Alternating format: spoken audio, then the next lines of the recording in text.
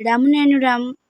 আমি সর্বপ্রথম ঠাকুর শ্রী শ্রী বালক ব্রহ্মচারী মহারাজের চরণে জানাই শতকোটি প্রণাম এবং আপনাদের সকলকে জানাই বৈদিক অভিনন্দন। রামনারায়ণ রাম। এই বলে আমি আজকে তত্ত্ব আলোচনা শুরু করছি। সেদিন খুব বৃষ্টি হচ্ছিল। ঠাকুর দোতলার ঘরে বসে কথা বলছিলেন। সমস্ত দিনব্যাপী মুষলধারে বাড়িপাতের দরুন লোকসমাগমই খুবই কম ছিল। শুধু আমাদের মধ্যে কয়েকজন উপস্থিত ছিল। আমাদের ভেতর একজন ঠাকুরকে জিজ্ঞেস করল, ঠাকুর, কয়েকদিন যাবৎ ভাবছি কামশাস্ত্র সম্বন্ধে জিজ্ঞেস করব, কিন্তু এত লোকের ভিড় যে সে সুযোগ আর করে উঠতে পারিনি। আজ একটু নিরিবিলি আছে, আজ ওই বিষয়ে আলাপ হলে একটু জানতে পারতাম।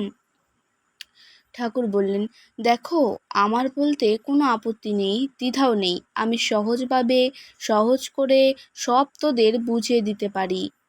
তবে পরিবেষ্টনী সেভাবে গড়ে না উঠলে আলাপের বিষয়বস্তুগুলো যার যার অভিরুচি মতো রূপ দিয়ে নানাভাবে ব্যাখ্যা করে যাবে, তাতে ওই আলাপের মর্যাদা ক্ষুণ্ণ করবে। তবে আলাপের মর্যাদা তো আর ক্ষুণ্ণ হয় না, এটাতে যার যার ব্যক্তিগত সংকীর্ণতারই পরিচয় দিচ্ছে। বেষ্টনীর পরিবেষ্টিত রূপেরই যে বিকাশ, তাই যে রূপের বিকাশ হলে সব কিছুই মর্যাদা দিতে পারে, সেই রূপই বিকশিত করতে চেষ্টা করছি। আমাদের কোনটা গোপন কোনটা লজ্জা, বেশিরভাগ তার প্রকৃত অর্থ না বুঝে যে যেভাবে ইচ্ছা এক একটা রূপ দিয়ে যাচ্ছে। বেষ্টনীর চাপে আমিও সেইভাবে চলছি চালিয়ে নেওয়ার জন্য, মূল বিষয়বস্তুর তত্ত্বকে বুঝিয়ে দেওয়ার জন্য। তবে যে বিষয়বস্তু সম্পর্কে জানতে চেয়েছো সেটা বিরাট বিষয়বস্তু। এই সমস্ত বুঝতে হলে বেশি সময় দরকার। এখন তোমাদের একটুখানি হিন্টস দিচ্ছি মাত্র। প্রাকৃতিক নিয়মে একজাতীয় শক্তি সবাতে বিদ্যমান।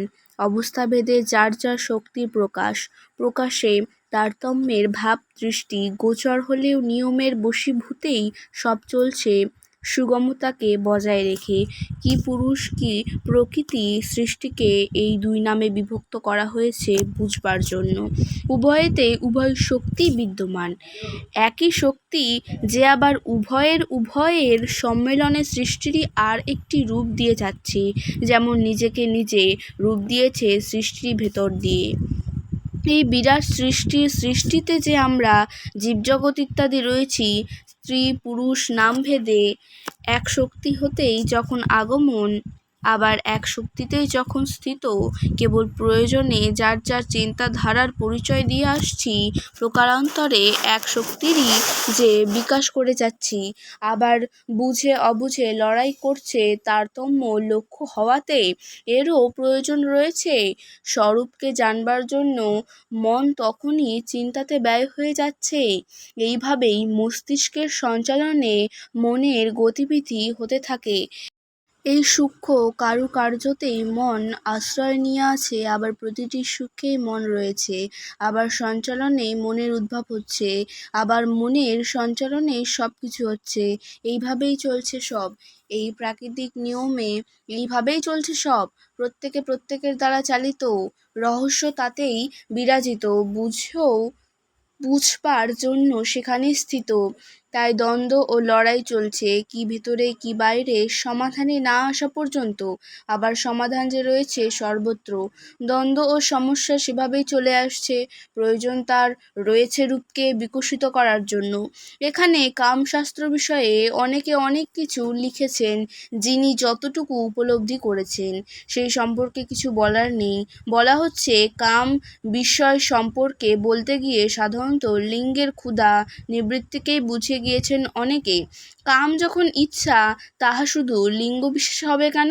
লিঙ্গ সর্ব ইন্দ্রিয়েতেই যে রয়েছে, ক্ষুধা লিঙ্গ বিশেষে হবে কেন? চক্ষু কর্ণ নাসিকা জিহ্বা ও ত্বক সবই যে লিঙ্গবৎ, যার যার ক্ষুধা নিবৃত্তি করে যাচ্ছে, কোনটা না হলে যে কেউ চলতে পারে না।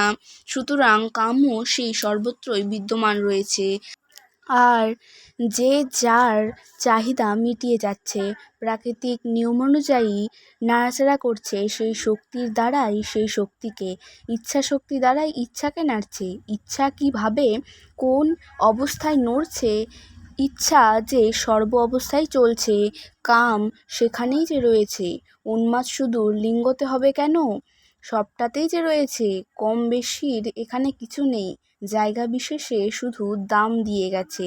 এই যে যার যার তৈরি দাম যে আবার প্রত্যেক ইন্দ্রিয়েতেই রয়েছে, কেহ কোনোটা হতেই ফেলানো যায় না। এখানে যে লিঙ্গ বিশেষ নিয়ে দাম দিয়ে গেছে, পাহাড়ে জঙ্গলে কোনো জায়গায় এর কোনো দামই নেই, স্বাভাবিক ইন্দ্রিয়াদির সমতুল্যে নিয়েছে। এই দামাদামি করা হয়েছে যার যার ব্যক্তিগত অভিরুচি অনুযায়ী। ল্যাংটা সবসময় যে সহস্ত এক জায়গায় না, এক জায়গায় সবাই সবার নিকটেই যে রয়েছে। অন্যান্য ইন্দ্রিয়গুলো যাহা লিঙ্গরই কাজ করে যাচ্ছে, তাদের বেলায় তো এত ভাবছে না এই কথা বলা চলে না। সাবধানতা অবলম্বন সব ইন্দ্রিয়ের বেলায় তো করেছে। সাবধানতার জন্য প্রকৃতি সেইভাবে সব বন্দোবস্ত করে পাঠিয়েছেন। সেই শক্তিতেই যে দেওয়া হুঁশ, তাহা দিয়েই তাহাদের গুছিয়ে নেওয়া হচ্ছে। স্বাধীনতা তো সেই শক্তি হতেই পাওয়া। দেওয়া যে জ্ঞান বুদ্ধি বিচার, তাহা দ্বারা মাত্রা বুঝে বুঝে যাতে স্বাধীনতার অপব্যয় না হয়, তাই যে তোমাদের করণীয়। ভাবনার বেলায় যে এ লিঙ্গকে নিয়েই ব্যস্ত দেখা যায় বেশি, শক্তির অপব্যয় না হয় তাহাই যে চাওয়া। প্রাকৃতিক নিয়মে সবই চলছে, তারই দান যখন স্বাধীনতা, জ্ঞান বুদ্ধি বিচার চিন্তা ভালো মন্দ সব কিছু, এইসব নিয়েই তো সমভাবে চালিয়ে নিতে হবে। মাত্রা যদি কোনোটাই বেশি পড়ে যায়, তার জের অন্যগুলোতে এসে পড়ে নানা দিকে অসুবিধা ঘটাতে পারে। তাই প্রত্যেকটি কার্যকে কার্য করার আগে ভালোভাবে ভেবে নেওয়া উচিত। একজন টেরার অভিনয় করবে, সে ওই চেষ্টাই করতে আরম্ভ করলো, ওর এই একটি পার্ট সব জায়গাতে ওই পার্টটি সে করছে, তাই টেরা সাজার জন্য ভালো করে চেষ্টা করতে আরম্ভ করলো।